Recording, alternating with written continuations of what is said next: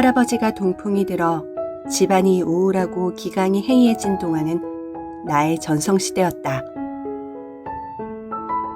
할아버지가 정정하셨을 때 집안 여자들을 송도나들이도 들일도 안 시켰던 것처럼 내가 동무들과 어울려 싸돌아다니는 것도 질색이었다. 할아버지는 다행히 왼쪽 팔다리만 마비가 되었다. 동풍 초기에는 출입을 못하게 된 우라증으로 식구들을 들볶았지만 차츰 그 불편한 상태를 받아들이고 그 한도 내에서 소일거리를 찾게 되었다. 그건 동네 아이들을 모아서 글을 가르치는 거였다. 우리 집 사랑이 서당이 되었다. 숙부들이 4년제 소학교를 나온 걸 인근에서는 신학문 한 걸로 쳐줄 만큼 개화가 더딘 고장이었기 때문에 한문을 진서라고 믿고 숭상하는 풍조가 남아있었다.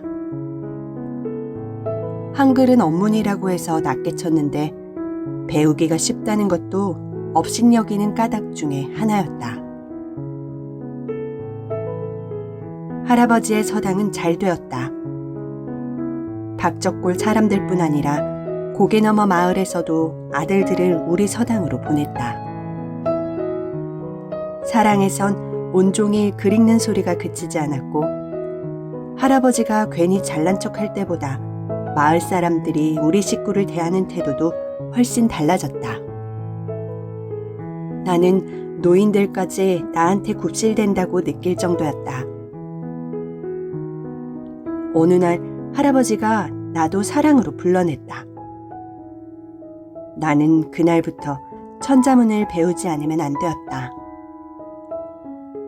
다행히 할아버지가 내 몫으로 준 천자문 책엔 언문으로 토가 달려 있었다. 언문이 우리 그린 한글이라는 것도 모를 때였지만 나는 그때 이미 언문을 반쯤 깨친 상태였다. 엄마가 가르쳐 주었는데 가르치는 방법이 매우 우격다짐이었다. 자기는 하룻밤새 배웠으니까 나도 그래야만 한다는 식이었다. 엄마는 동네 여자들의 편지를 도맡아 대필해 줄 만큼 그 마을 부녀자들 중에서는 그래도 유식한 편이었다. 마을 부녀자들이 엄마한테 편지를 써달라고 오는 건 대개 밤늦은 시간이었다. 자다 깨서 흐릿한 등잔불 밑에서 두루마리 종이를 풀어가며 붓을 잡는 엄마의 모습을 본 적이 있었다. 한 사람씩 오기가 못해서 엄마가 한가한 시간을 타서 그렇게 한꺼번에 일을 보러 오는 것 같았다.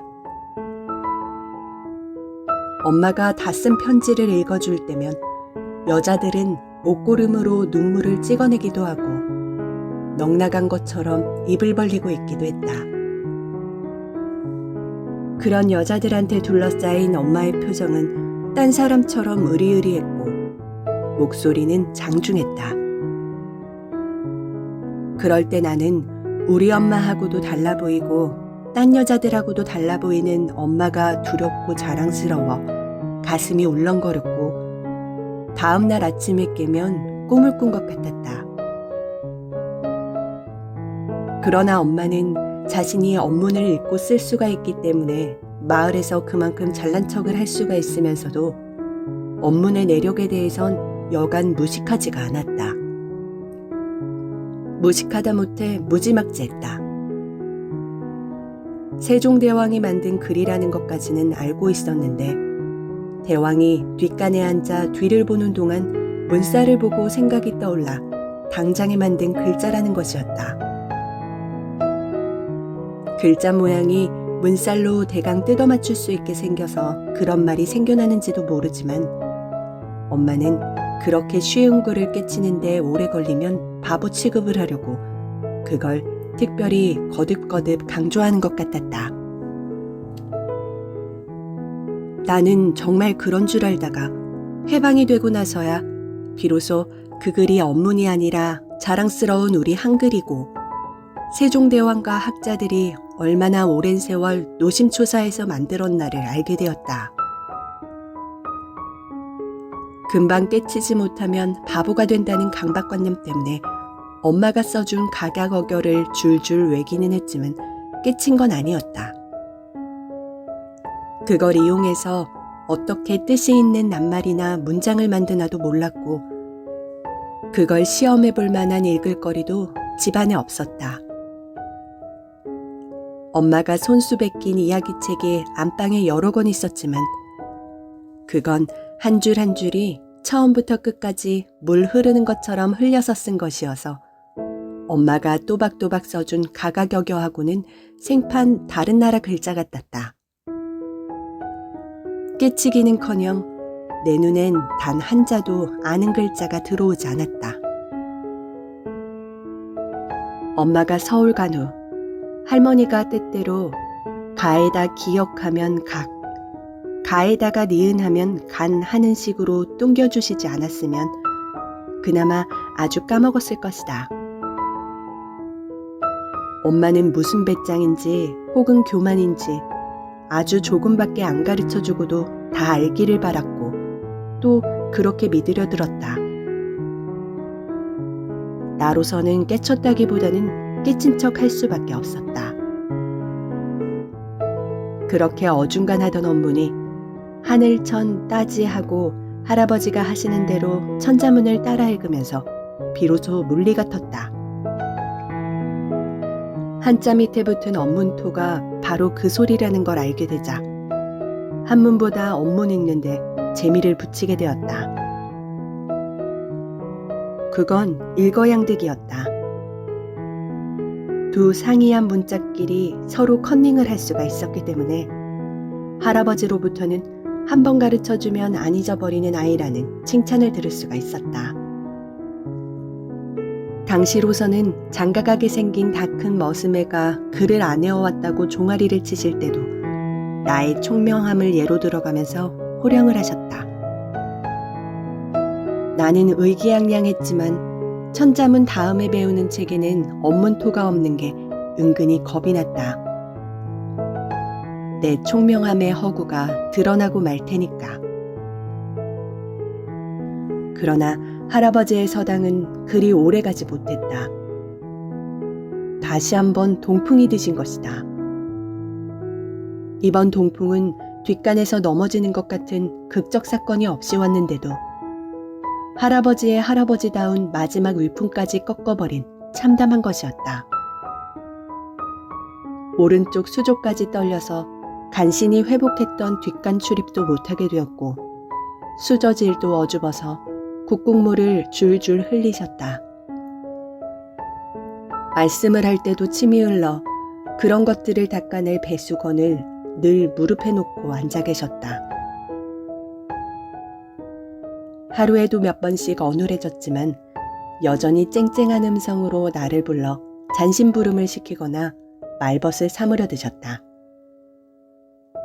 어린 마음에도 그런 할아버지가 불쌍해서 안 보고 싶은데도 우두커니 있다가 지치거나 우라가 치밀면 나를 부르시는 것 같았다.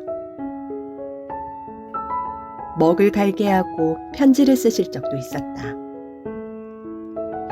떨리는 손으로 아주 오래 걸려서 삐뚤빼뚤한 필적을 남겼다.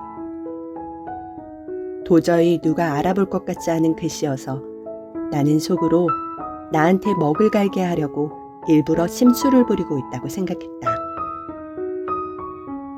할아버지는 편지를 쓰기도 했지만 받기도 하는 유일한 분이셨다. 엄마나 오빠도 문안 편지를 올렸고 딴 데서 오는 편지도 꽤 있었다. 자연히 우리 사랑은 사흘에 한 번씩 오는 우체부가 쉬어가는 장소였다. 전할 편지가 없을 때도 붙일 편지가 있나 하고 들렀다. 그때는 편지 붙일 일이 있으면 우체부한테 맡기면 되었다. 할아버지도 우체부를 기다리고 반가워하고 붙들고 얘기시키기를 좋아했는데 2차로 동풍이 들고 나선 더욱 그랬다. 우체부는 가방 속에 든 편지보다 여러 동네를 돌면서 보고 들은 소문이 훨씬 더 풍부했다. 할아버지가 그를 쉬어가라고 사랑마루에 붙들어 앉히면 나는 냉큼 안에다 연통을 해서 입맛 다실 걸 내오도록 했다. 그건 할아버지와 나 사이에 묵계 같은 거였다. 그런 나를 할아버지는 요 입안에 혀 같은 거 하면서 예뻐하셨다. 그러나 할아버지가 배수건에 싸서 감춰놓았던 삶은 밤이나 떡조가리 같은 걸 상으로 주실 때는 정말 싫었다. 음식 국물과 침을 닦아내는 데 쓰는 배수건은 늘 눅눅하고 시쩍지근한 냄새가 났다. 심부름을 잘못해 꼬중을 들은 적도 있었다. 한 번은 급한 소리로 부르시기에 달려갔더니 화롯불이 사위어 담뱃불을 붙일 수가 없으니 성냥을 켜달라는 것이었다. 나는 그때까지 성냥불을 켜본 적이 없었다. 며느리가 불씨를 꺼트리면 쫓겨날 정도의 옛날은 아니었지만 더울 때도 집 어딘가에 화로가 있어서 성냥이 그다지 필요하지 않았다. 어쩌다 남이 켜는 걸 본 적은 있어도 내가 직접 그걸 할 수 있을 것 같지는 않았다. 내가 울상을 짓자 할아버지는 나더러는 성냥감만 잡고 있으라고 하시곤 당신이 성냥개비를 그으려고 하셨지만 손이 떨려 번번이 실패로 돌아갔다. 그 모습이 어찌나 불쌍하던지 차마 바로 보기 민망했다. 딴 일도 아니겠다. 그까지 담배 피우는 일, 그쯤에서 단념을 하셨으면 좋으련만.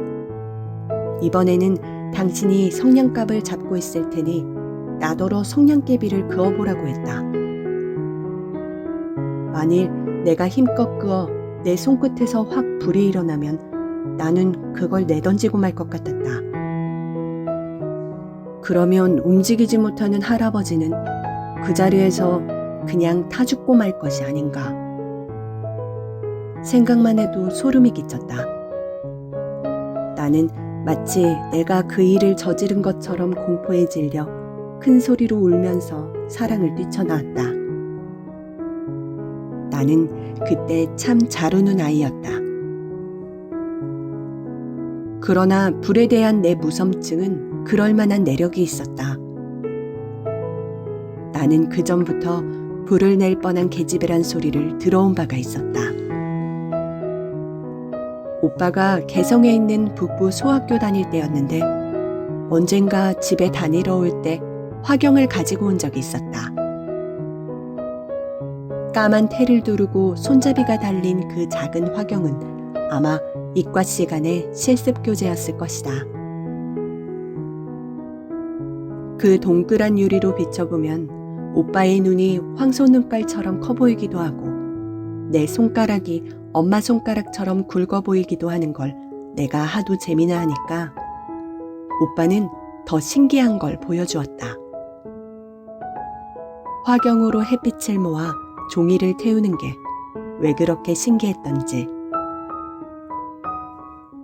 동그란 유리를 통과한 햇빛이 점점 도타와지고 오므라들면서 꼭 칠흑 속에 숨은 고양이 눈깔처럼 요괴롭게 빛나다가 마침내 종이에서 모락모락 연기를 뿜어올리고 구멍을 내고 구멍이 실고추처럼 가늘고 새빨갛게 종이를 먹어 들어가는 걸 지켜보는 동안 나는 숨이 막히고 배창자가 쪼글쪼글 오그라들면서 오줌이 마려웠다. 그날 밤 나는 정말 오줌을 쌌다. 그래서 요즘도 나는 아이들이 불장난을 하면 오줌 싼다는 한간의 속설을 믿는다. 거기까지는 기억이 선명한데 그 후에 내가 불을 낼 뻔했다는 사건은 전혀 생각나지 않는다. 어른들한테 들은 얘기대로라면 추수하고 나서 이영을 엮으려고 헛간에 쌓아놓은 집단 사이에서 몰래 화경 장난을 하다가 그만 지푸라기에 불이 붙었다는 것이다.